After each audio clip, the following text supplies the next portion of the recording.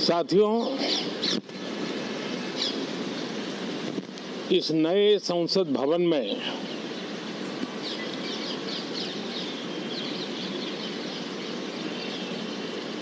जो पहला सत्र हुआ था, उसके आखिर में इस संसद ने एक बहुत ही गरिमापूर्ण फैसला लिया था और वो फैसला था नारी शक्ति वंदन अधिनियम। और उसके बाद 26 जनवरी को भी हमने देखा किस प्रकार से देश ने कर्तव्य पथ पर नारी शक्ति के सामर्थ्य को, नारी शक्ति के शौर्य को, नारी शक्ति के संकल्प की शक्ति को अनुभव किया। और आज बजट सत्र का आरंभ हो रहा है, तब राष्ट्रपति द्रौपदी मुर्मू जी का मार्गदर्शन और कल निर्मला सीतारमण जी के द्वारा इंटरिम बजट एक प्रकार से ये नारी शक्ति के साक्षात्कार का पर्व है। साथियों, मैं आशा करता हूं कि गत 10 वर्ष में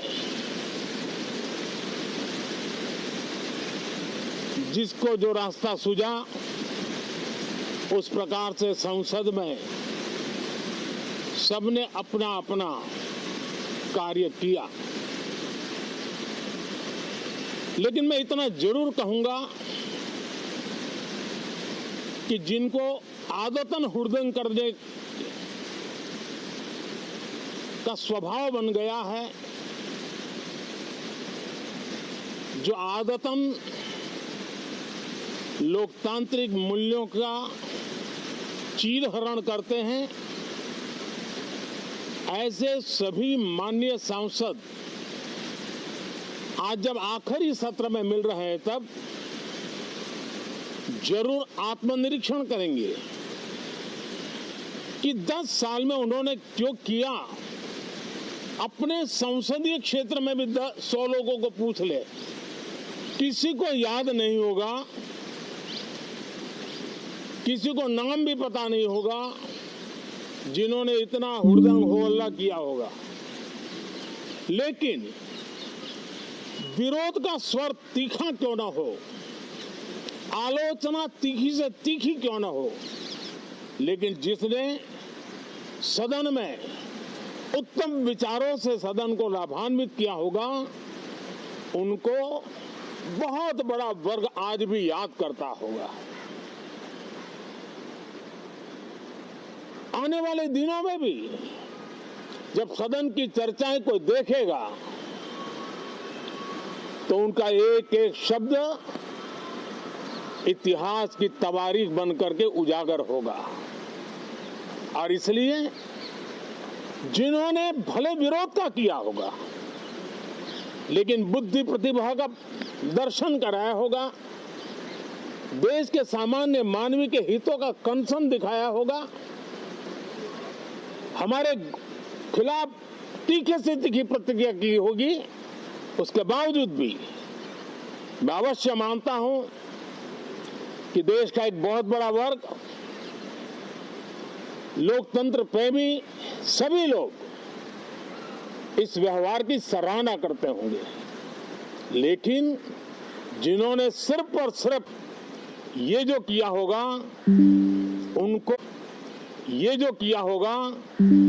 उनको शायद ही कोई याद करे। लेकिन अब ये बजट सत्र अवसर है, पश्चाताप का भी अवसर है, कुछ अच्छे फुटप्रिंट छोड़ने का भी अवसर है, तो मैं ऐसे सभी माननीय सांसदों से आग्रह करूंगा कि आप इस अवसर को जाने मत दीजिए, उत्तम से उत्तम परफॉर्म कीजिए, देश हित में उत्तम से उत्तम अपने विचारों का लाभ सदन को दें और देश को भी उत्साह और उमंग से भर दें।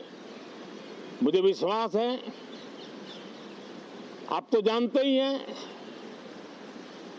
कि जब चुनाव का समय निकट होता है तब आमतौर पर पूर्ण बजट नहीं रखा जाता है। हम भी उसी परंपरा का निर्वाह करते हुए पूर्ण बजट नई सरकार बनने के बाद आपके समक्ष लेकर के आएंगे। इस बार एक दिशा निर्देशक बातें लेकर के देश की वित्त मंत्री निर्मला जी हम सबके सामने कल अपना बजट पेश करने वाली है। साथियों, मुझे विश्वास है कि देश नित्य प्रगति की नई नई ऊंचाइयों को पार करता हुआ आगे बढ़ रहा है। सर्वस्पर्शी विकास हो रहा है, सर्वांगीण विकास हो रहा है, सर्व समावेशक विकास हो रहा है। ये यात्रा जनता जनार्दन के आशीर्वाद से निरंतर बनी रहेगी। इसी विश्वास के साथ फिर आप सभी को मेरा राम राम।